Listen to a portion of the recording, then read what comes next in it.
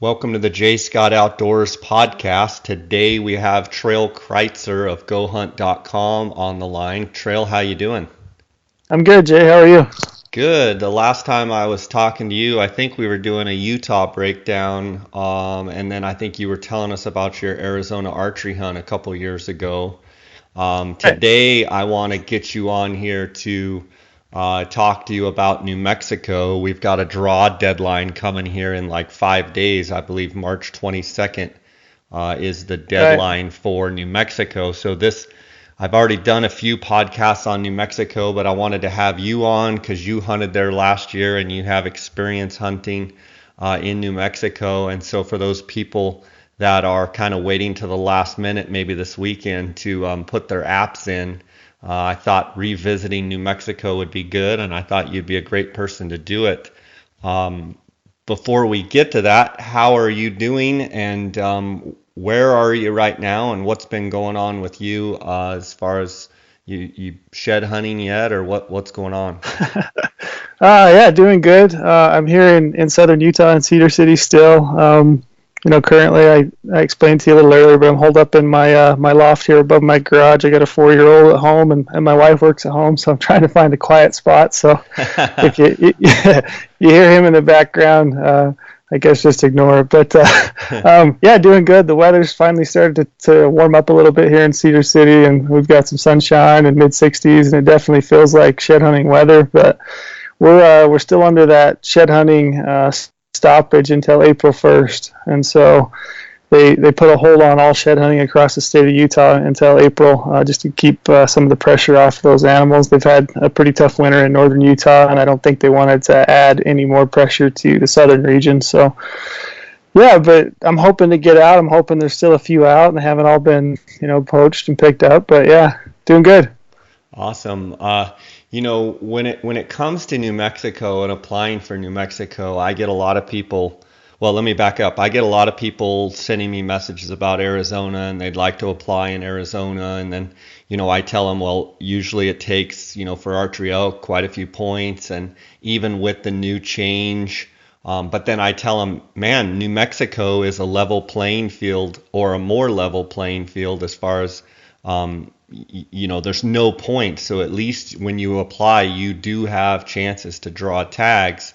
And when I look at the total out-of-pocket cost, as far as the $13 application fee, I believe there's a $65 hunting license, right. You do have to float the fees, but if you do it on a credit card, your credit card gets charged and then it gets refunded. Walk through your thought process on why New Mexico is a good place to be applying, especially for elk and deer and antelope tags for sure. Right. Yeah, I think New Mexico is a great state to apply for a lot of the reasons that you just noted. Unlike a lot of states, maybe like a Colorado or Utah or even Arizona, some of those states we've almost painted ourselves into a corner for those good permits. I mean, you basically have very low odds of ever drawing those, and the way those point systems are set up, it can be pretty dang tough. And New Mexico, like you said, it's a level playing field. Everybody has a chance to draw. So I like that fact. I like the fact that it's pretty economical to apply. You do have to buy that $65 hunting license, but even that is refundable if you don't draw. So you're basically into it. $13 per species as an application fee. And the cost of those permits are pretty high to float. They don't hold on to that money too long, and you do get it back. So I think it's a great state to apply. You never know when your name's going to come up, and you get to go on a hunt of a lifetime, whether it's for a bull elk tag or maybe an Ibex hunt or something like that, or even maybe an antelope hunt. They have some giant antelope in New Mexico. But yeah, you just never know. It's absolutely worth playing the game, and they definitely have some great hunting in New Mexico. For sure. Just to make note here, New Mexico distributes their deer and elk and antelope permits under a quota system, and 84% of the licenses go to residents. 10% of licenses are given to residents and non-residents applying with a New Mexico registered outfitter under the outfitter or guide draw, and then 6% of the licenses are awarded to non-residents that just apply on their own without an outfitter. And using the GoHunt Insider draw odds, it's obvious that putting in with an outfitter in a lot of cases about doubles your odds of drawing. And we've had a lot of great outfitters on. I've had several on, and we've already talked about New Mexico. And I encourage guys, if their wallet can handle hiring a guide, their odds are twice as good, almost in some cases, putting in with that outfitter. But Trail, you drew a tag last year for elk, and I'm just curious to hear your experience with archery elk and how your hunt went, and could you give us a little rundown on that? Yeah. And I guess there's maybe some preference to that a little bit it goes into your tag strategy for New Mexico, and I can talk a little bit about that and how I drew the tag that I drew. New Mexico, they give you 3 choices when you apply, and they will consider all 3 of your choices before moving on to the next applicant. So if you're the guy that draws a low number in the random draw, and they pull your application, of course you kind of want to swing for the fences for your first hunt, maybe like a 16A or 16D elk tag, and then you try to want to progressively apply for hunts with maybe better odds, but still would provide you a good hunt, a type of hunt that you could live with and go and have a good time with. So I actually drew Unit 45, which is the Pecos Wilderness, and I drew that as my third choice. It's almost totally a wilderness area there. That unit sits kind of northeast of Albuquerque and Santa Fe. For me, I used GoHunt Insider, just like a lot of people out there, and was able to look for a unit that kind of fit my needs. I like a backcountry hunt. I'm not afraid to backpack and hunt hard. Good numbers of elk in that Unit 45, and I felt like with the type of country that is and the number of permits and those kinds of things that I could probably find a pretty good bull. So, I had a great hunt. I left the day before and backpacked in. I'd never been to the unit other than doing some major Google Earth scouting. I hadn't really done a whole lot as far as actual on the ground, work, but backpacked in the day before the hunt started, and there's good trail systems throughout that unit. It is pretty rugged and pretty remote, so you're going to have to put some boot leather on the ground or have some horses to do well, but I had a good hunt. I had rutting bulls pretty much from day one. Which hunt did you have, Trail? The first or the second? I had the second. I believe it was the 14th through the 25th. I want to say. Mm-hmm. But yeah, so I had bulls screaming the first day. I called in a nice 5-point the first day. Decided to pass on him just because it was the first day. I was into elk every day. I finally got into a herd that had a nice herd bull that was a nice 7x7, and I was just bivvying out every night and every morning and just trying to stay with that herd of elk. And those as you know, Jay, they can move a ton of country. Yeah. But I just stayed with them, kept with them. I had this one herd bull that had a real unique bugle. It wasn't real melodic like a lot of bulls. It was almost just like an outright scream, and so he was really easy to pick out. And I just stayed with that herd and stayed with them, and then finally one morning I got up and I got in close to him, kept at it and could never quite close the distance. And then finally, maybe 11:15, 11:30 in the morning, they were kind of cruising into a dark timber patch to probably head to bed for the day. And they had a satellite bull that cut 5 cows off And as he cut those 5 cows off, he herded them right in front of me, and that herd bull got pretty fired up. And so I led a couple of cow calls and piqued his interest, and I kind of started to trail the herd of the raghorn that had cut those out, and he just came in on the trot, and I was able to shoot him at 45 yards, and he went down and piled up. But he's a beautiful 7x7, maybe a 340 kind of bull. It was a heck of an adventure to be in there that long by yourself for 9 days and to have it work out. It was an awful fun hunt. Yeah, it sounds like it. So you had the bull down, and then you had to pack your camp and the bull out. Did you do 2 trips, or how did you manage to do it?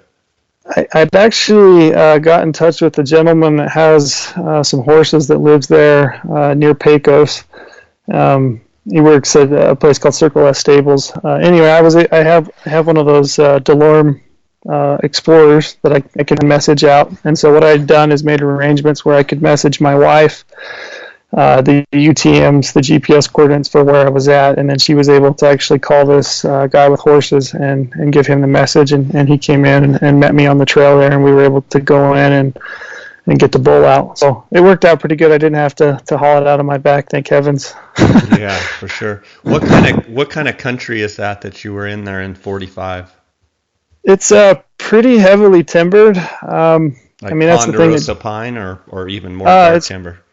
Yeah, more dark timber. Yeah, they had probably, I would say it was close to maybe a 40,000 acre fire that kind of burned on the western, kind of the southwestern edge of that unit, which is mostly where I ended up hunting. But yeah, it's thick. I've told people since I came home, I packed a spotting scope and a tripod for 9 days, and I don't think I had it out of my pack one time. It's just that thick. And if they weren't talking, I can imagine that would probably be a pretty tough hunt. So you get later into those muzzleloader hunts or those rifle hunts, it could be a tough hunt. But for an archery hunt, it was pretty fantastic, especially when they were talking. How was your people issues with other hunters and bulls getting jostled around by people?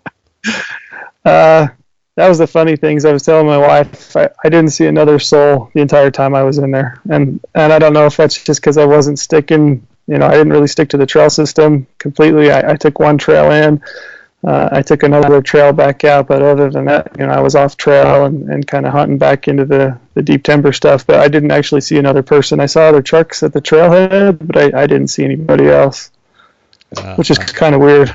That's really neat. Did you encounter bears and turkeys, and what other animals did you see there? I saw some muleys. I saw a couple of decent muley bucks up close, but other than that, I didn't see any bears. Saw some bear signs. No, there's definitely, and it looks like good bear country, but didn't see any turkeys. But other than a few muleys and the elk, that was about it. What kind of bow do you shoot, Trail? I'm shooting a Matthews Halon X. So it's that Halon series, but it's the X model, which is a little bit longer axle to axle. It's got a 35-inch axle to axle and a 7-inch brace height. So I like a longer bow. I'm 6'2". I shoot a 30-inch draw. So I feel like a longer axle to axle bow fits me better. The string angle is not quite so steep, and I tend to shoot those a little bit better. So yeah, that's what I'm shooting right now, and I love it. I like to try a lot of different bows, but that's currently my favorite model. Are you one of those guys that, you say you try a lot of bows, but if you find one you really like, do you tend to kind of stick with one for a couple of years, or are you a guy that every year is shooting a new bow? I have had bows that I've bought and stuck with. I had a Hoyt Matrix that I bought in 2010, and I hunted with that bow for probably 3 or 4 years and stuck with that just because I like that bow. I'll probably stick with this Halon X, but I do buy and try a lot of bows. I think right now I have three different bows that I'm just trying out. And I like to shoot a lot just besides bow hunting, so I shoot quite a bit too. That's one of the lucky things about living here in Cedar City is we have a pretty active archery club, and we've got 2 really nice outdoor ranges just up the canyon here, probably 5 miles from my house. So I do shoot quite a lot, but I do like to try bows, but I think, I like to find one that works well for me too and that's comfortable, and I'll probably stick with it for at least this year anyway. Do you tinker a lot with arrows, or do you get to where you found kind of an ingredient in an arrow and a combo that you like, or are you constantly tinkering with fletchings and inserts and what have you as well? I haven't tinkered too much with fletchings and inserts. I have tried some different arrows. I tend to keep going back to that gold tip Pro Hunter arrow. Yeah. It just seems to tune the easiest for me, and I tend to get the best flight out of that arrow. It seems like when I buy a dozen of those and I cut them and square them, I typically get, maybe 9 to 10 arrows that are real straight and real consistent and shoot real well for me. So I've pretty well stuck with those gold tip Pro Hunters. This year I am probably going to try out that new gold tip Platinum Pierce, which is a similar arrow, only it's got a smaller diameter, and it actually has an outsert that kind of sits in the end of that. The issue that I run into with my arrows, being so long, I'm 29-inch carbon to carbon, is that my front of center can get a little bit off. So the cool thing about these is I can shoot these inserts at the end that should bump up my front of center, and I should get a little bit better flight at distances, and I should also get a little bit maybe added penetration. I try to keep my arrows right around that 430, 440 range as far as grains. I know there's a lot of guys that shoot a higher, bigger grained arrow to try to maximize their penetration, but I'm not shooting a ton of draw weight either. I probably only shoot about 65 to 66 pounds, so it works for me. Do you fletch all your own arrows? I do, yeah. I do all my own archery work. I got really into archery, like I said, probably 10 to 15 years ago, and I just found that it was something I really enjoyed and I really like. So I have all my own press and arrow saw and jigs and everything. So do everything myself. What fletchings do you like, and what kind of helical do you go with? I've been a big fan of just the Blazers, the Boning Blazers, the 2-inchers, and I shoot a right helical. And I just do those like in an Arizona easy jig. It's nice and easy. You can do all three at the same time. And the thing I like about that is they seem to be pretty consistent. A jig like a Bitzenberger is nice, but you have to do one vein at a time. And every once in a while, you can see a little bit of inconsistencies in the placement of the vein on your arrow. So I do like that AEE jig. Works pretty good. So when you were hunting in 45, you basically had a run of the place and had the place to yourself. Yeah. Those bulls or that group of elk that you were chasing, in essence, were you chasing, that group for 9 days? And what was your encounter level like, as far as, were you encountering them morning and evening, or were you kind of just shadowing them until the time was right and then you kind of moved in on them? So I got onto that herd probably on about day 4 or 5, I think. I'd had a close couple of encounters with another bull that was a 6x7. Probably wouldn't have scored as well as this one that I killed. I was kind of onto him, and he kind of dummied up and quit talking for a day. So I moved to another drainage farther to the west, and that's when I got onto this other herd. And like I said, that bull had a real unique bugle. But yeah, what I was doing was trying to, work in on them of the evening, try to get myself in a position where I could get a shot or call that bull in. He wasn't very responsive to calling. He had a good number of satellite bulls, probably 5 or 6, I'd say, satellite bulls that were anywhere from raghorns to small 5s and maybe one small 6. But I would just try to work in on them as close as I could in the evening, try to get a shot opportunity if it didn't work out. I've been a big fan of bivvy hunting, and that's kind of been my style for hunting elk. I just throw out my bivvy sack it's already got my sleeping pad in it, and blow that up and throw my sleeping bag in it, and I jump in bed, and then the next morning, same thing, up and out of bed early, and just get everything thrown into my backpack, get fully loaded, and then try to work in on them in the morning as good as I could. And in the morning, it definitely ended up being more of a a shadowing. I'd try to get the wind in my favor and just shadow that herd and try to work in to a point where I could finally, maybe get a shot. I had a couple of mornings where I almost had a crack at that bull, but just didn't quite come together. I was within range, but he was either, facing dead away from me, or there were other elk in front of him. It wasn't until, later in the hunt that I was actually able to get in a perfect position and call that bull through to a lane where I was able to shoot him. But Did you ever booger the group in the 9 days, like where you really boogered them, or were you kind of cat and mousing it a little bit, but not getting super aggressive? yeah, I was kind of cat and mouse, and I will say there was one day where I felt like I bumped them pretty good, and they did end up moving probably almost 2 miles. And I was able to move that afternoon around the drainage, just kind of looking at maps and my GPS and trying to figure out where I thought they might end up. And I was able to move around into those drainages and pick them up again that evening. But for the most part, I was being, playing the wind, trying to be as super sneaky as I could and really play the wind. Elk, especially that time of year when they're rutting hard, you can get away with, maybe being seen or some sound, but if they smell you, they're out of there. So Yeah. really, really playing the wind. What kind of boots do you like, and what kind of boots did you wear on that hunt?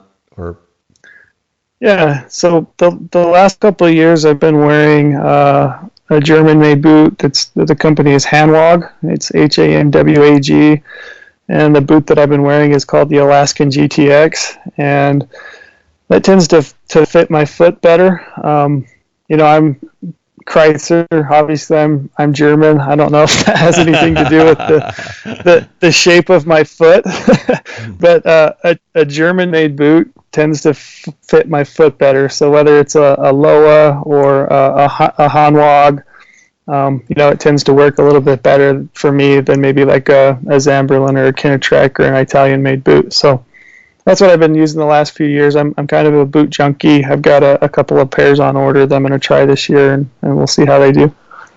nice. How was your weather during that hunt? In those 9 days, did you get quite a bit of rain, or was it dry, or what was the status?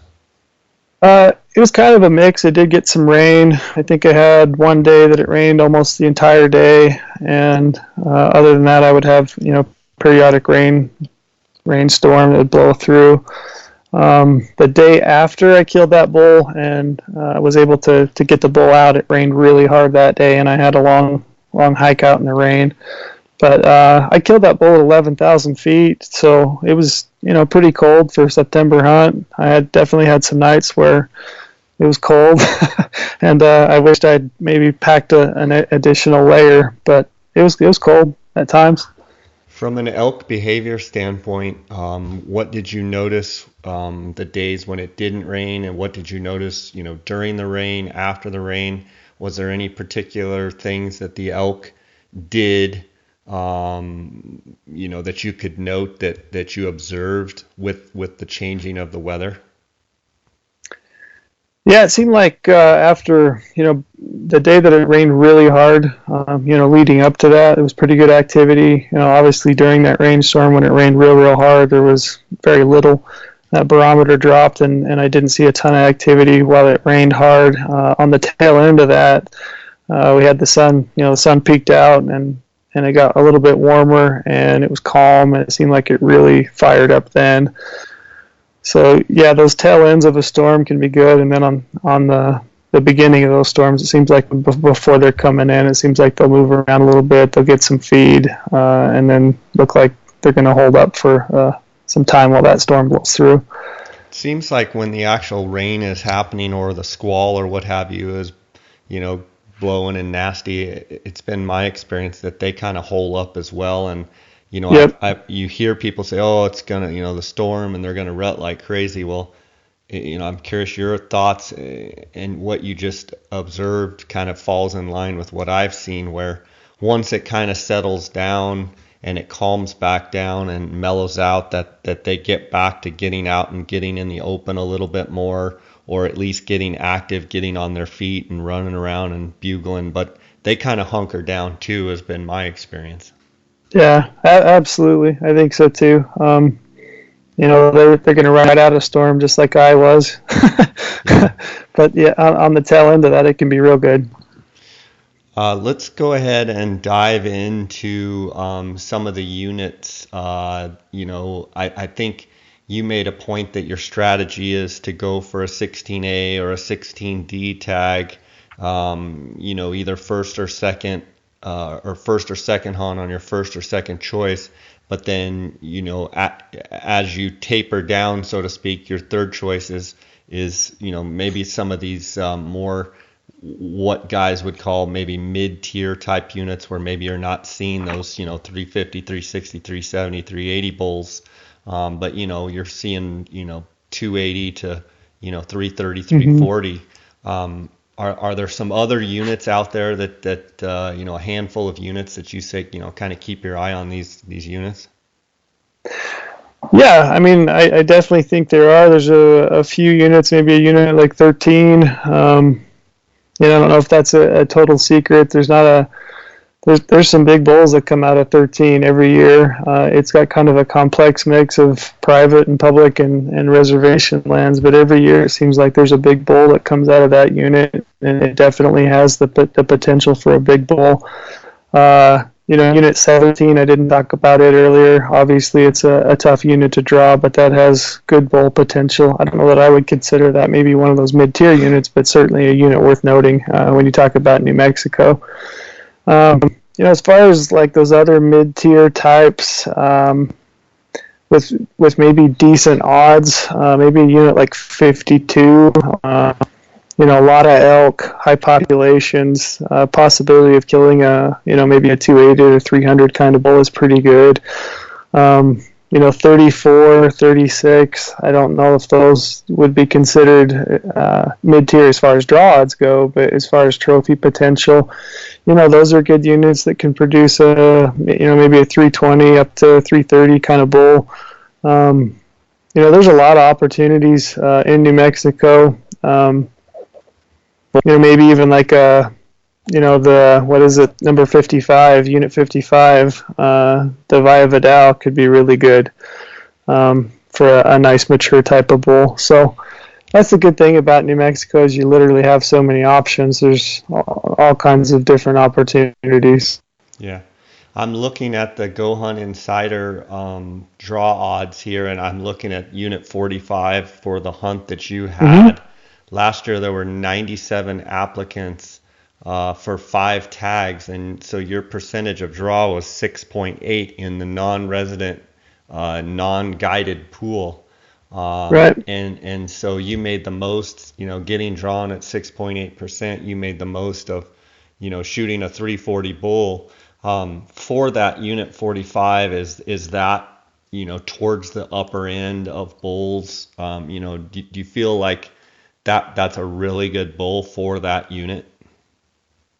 Yeah, I do. I think that's it's a good bull for that unit for sure. I mean, I ran into a conservation officer there at the trailhead just as I was loading up to leave, and he checked my permits and my ID and looked at the bull and said that was probably one of the better bulls he'd seen come out of there in a number of years.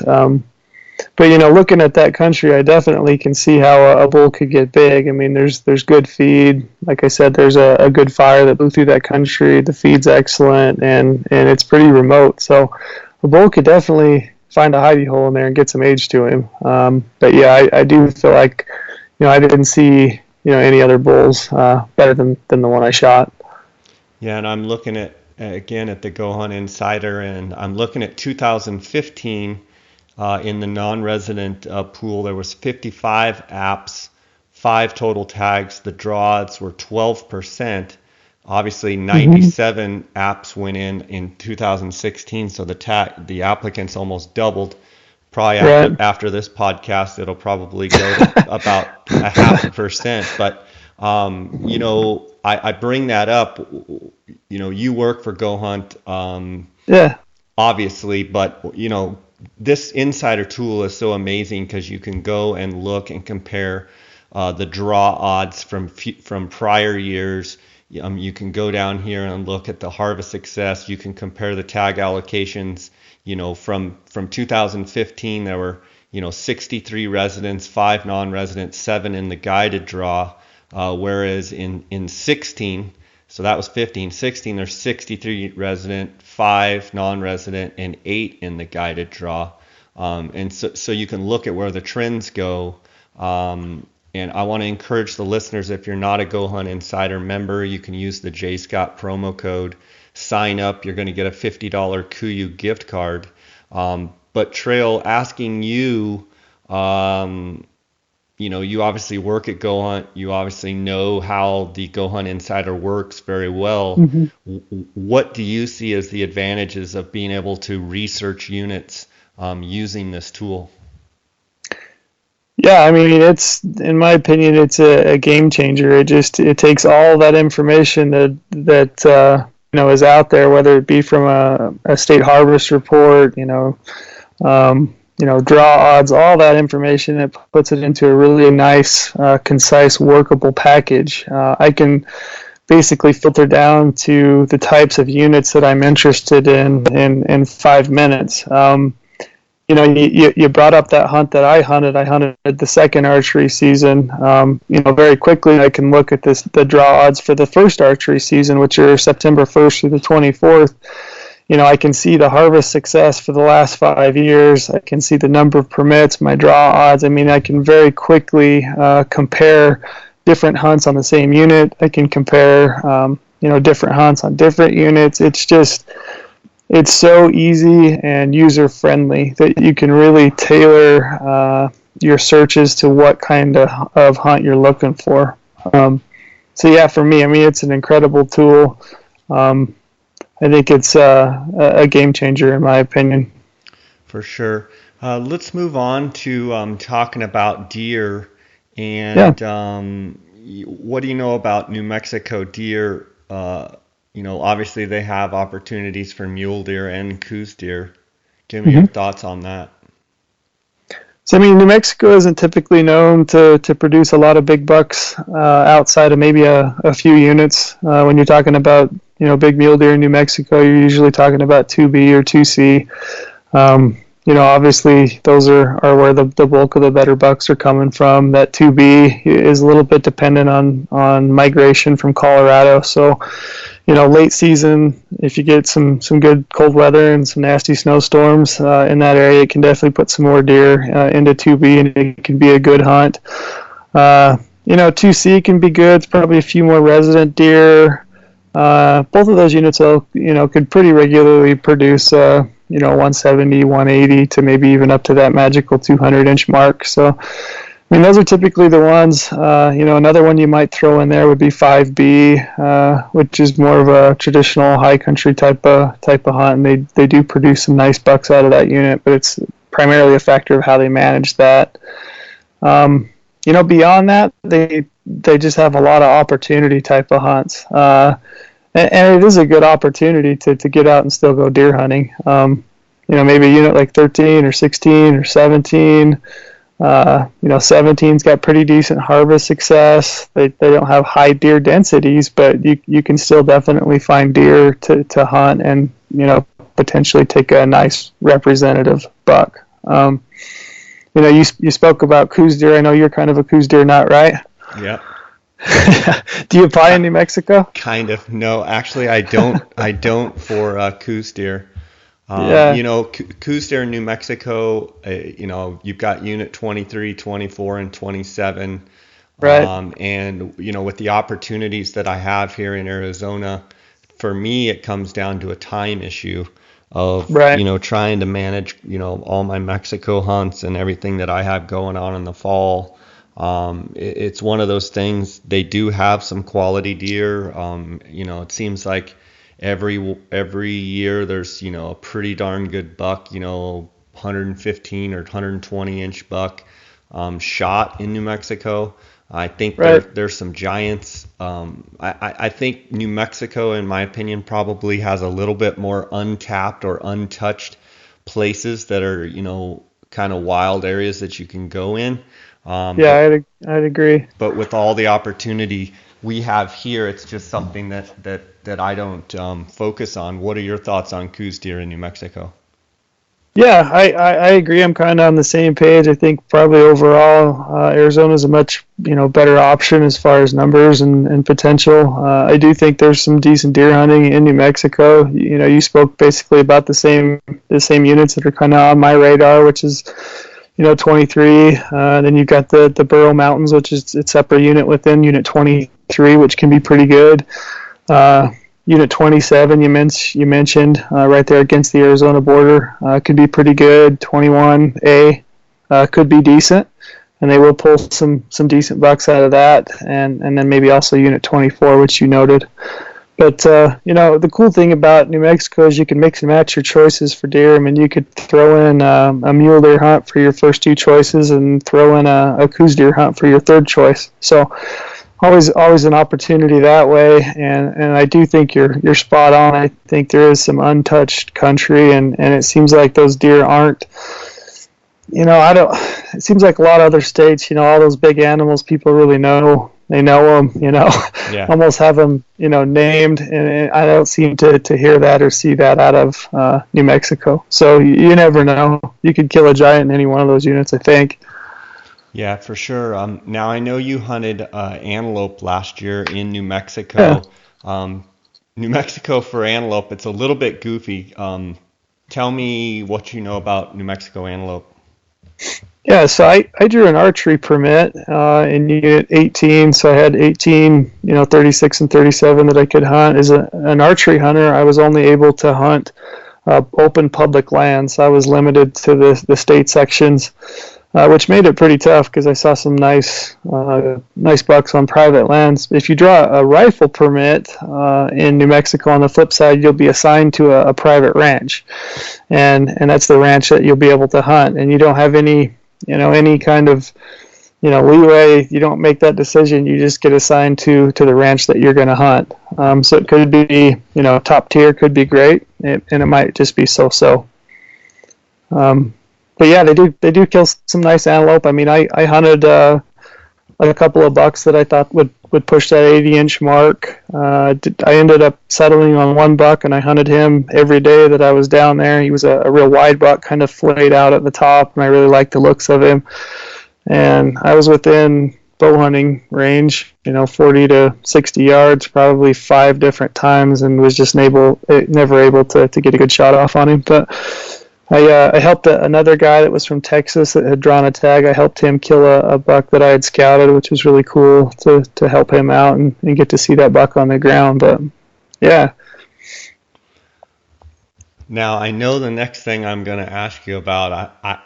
I don't know for a fact, but just knowing how you are, I'm sure this is high on your radar of something that you absolutely are dreaming about. My application's already in. Ibex. Yeah. I have a feeling that you're the type that if you were to draw a tag, you'd be an Ibex junkie, and man, they're neat animals.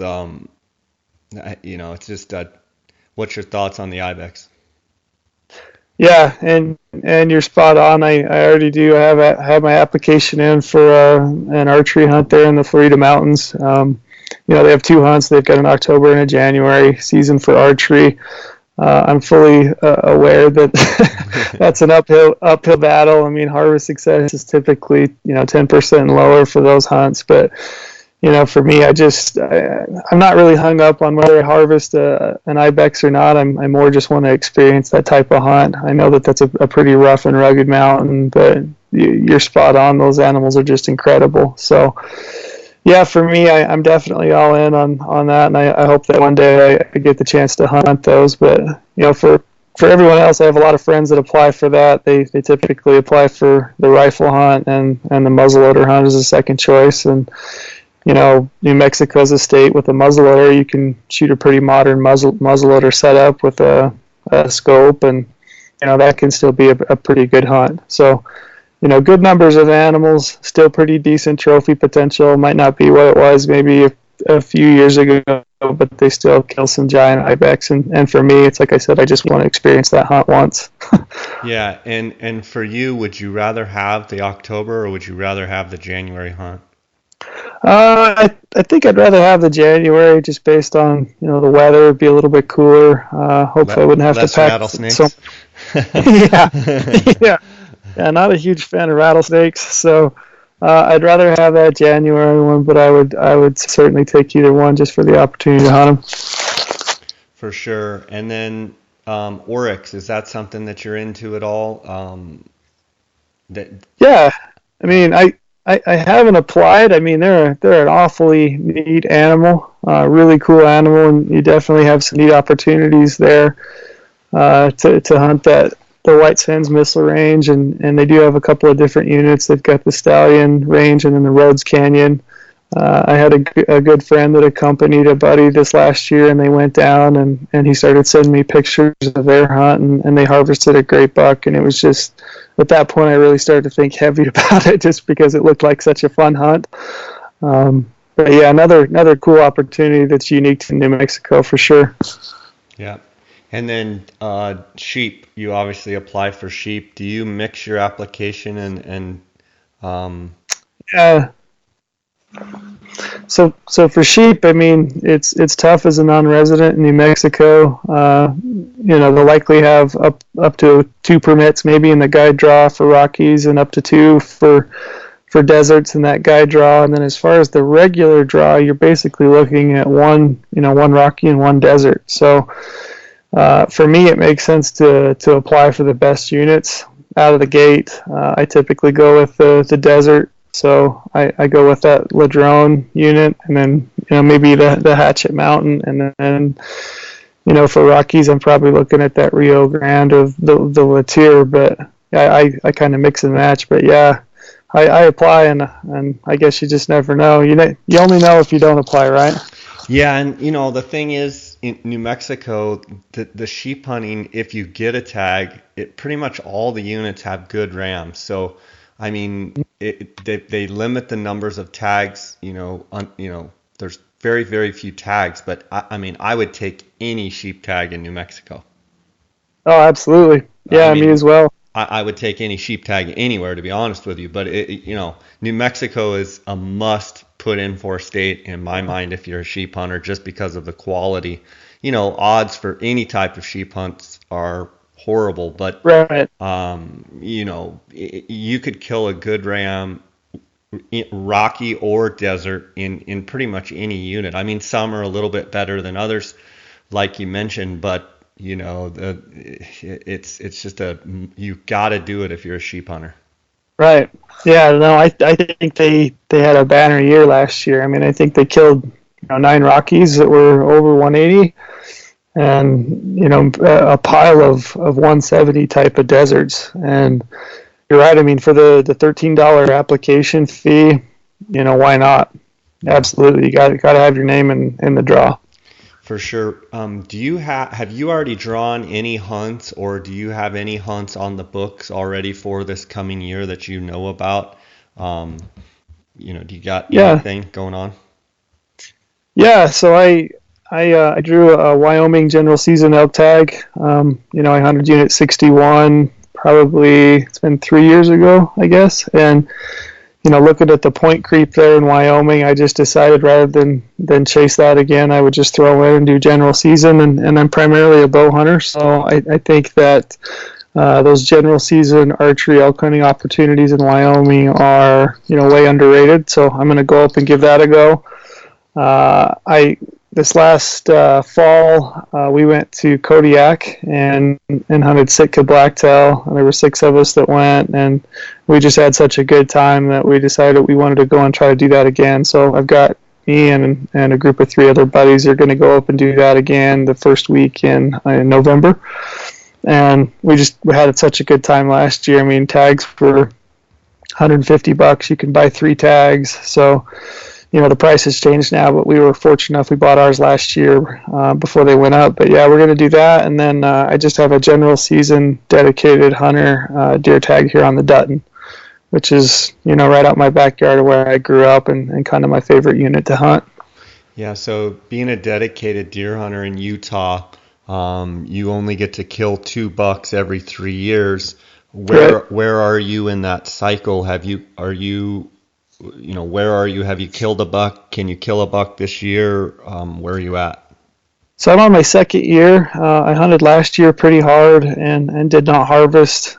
I hunted one buck, and I think I saw him 2 times in probably 14 days.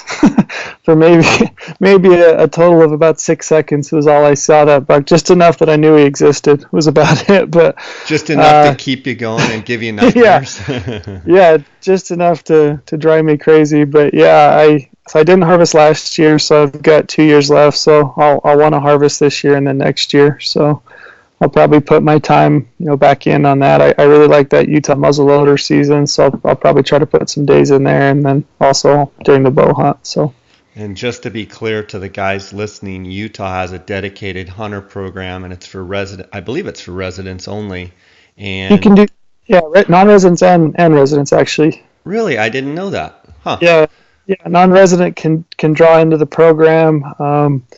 It's a higher cost, obviously, as a non-resident, and you're still, required to either do the service hours, the 32 service hours, or you can buy those hours out at a cost of $20 per hour. So a resident can buy a portion of those out, but a non-resident could actually buy all of their service hours out if they want to. So Really? you get, And yeah, so 600, if my math's correct, that's like 600 and some bucks.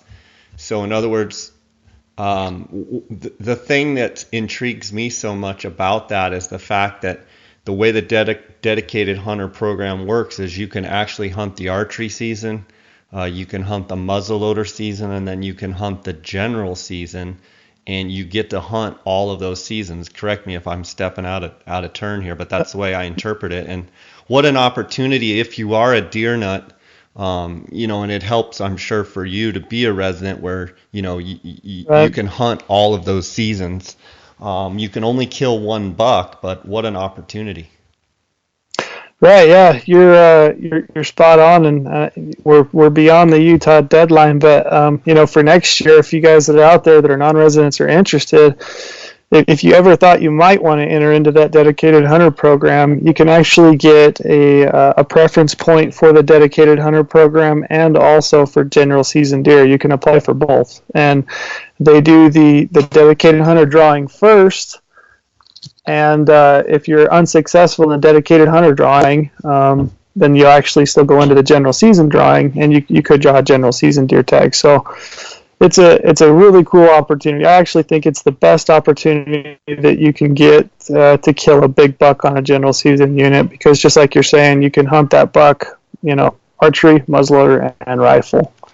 But I mean, So keep in mind that the one downside is that there is a lot of hunters and does right. get a lot of pressure. But like I said, for guys that have a lot of time, it's a great Yep. opportunity to be able to hunt archery, muzzleloader, and rifle.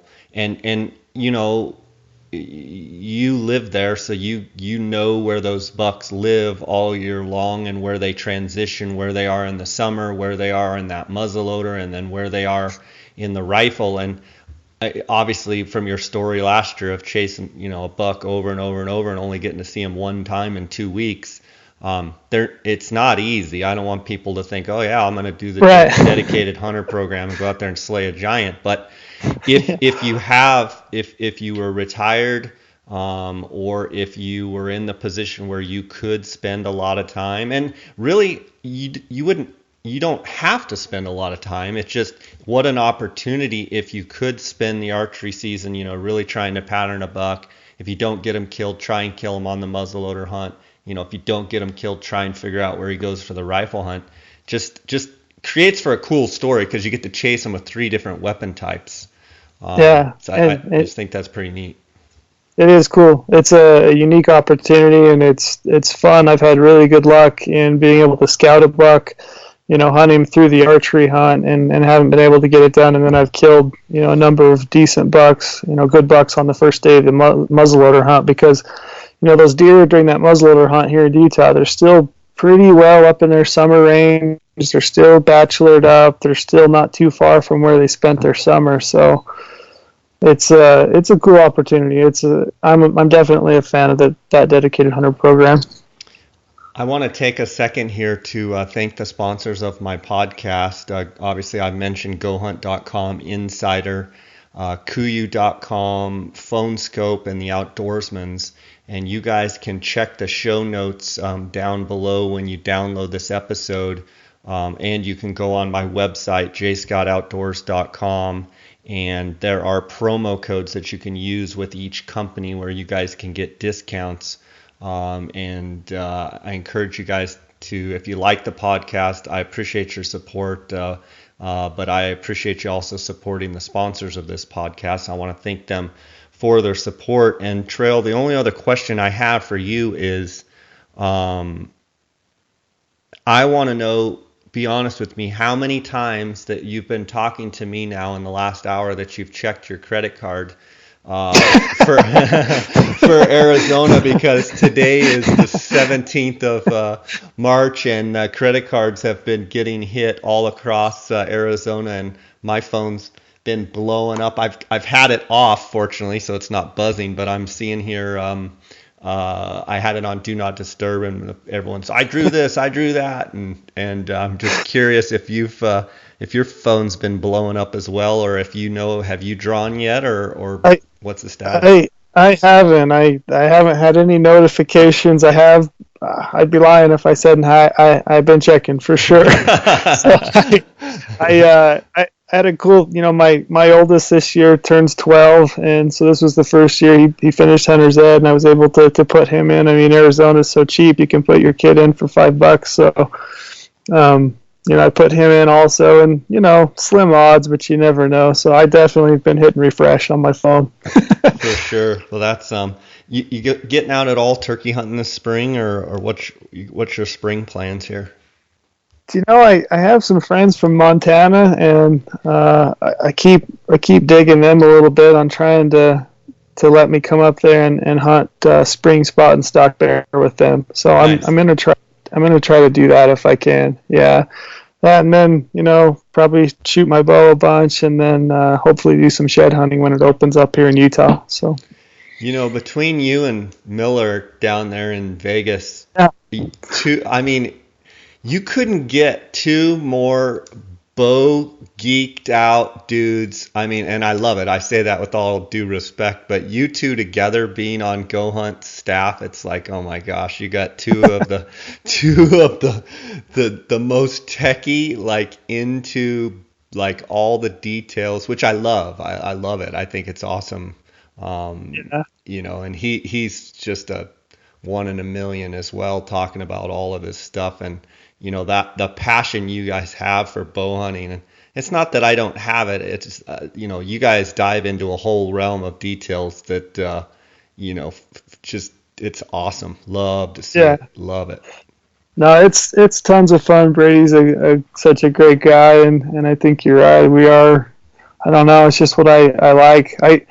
It took me not too long into hunting to realize that if I wanted to hunt more consistently, that I was going to have to pick up a bow and arrow, and then just subsequently I fell in love with it. Everything that goes into it. So, yeah, I love that stuff. This is my favorite time of year. Those applications start coming back, and you start building plans and putting equipment together. It's fun.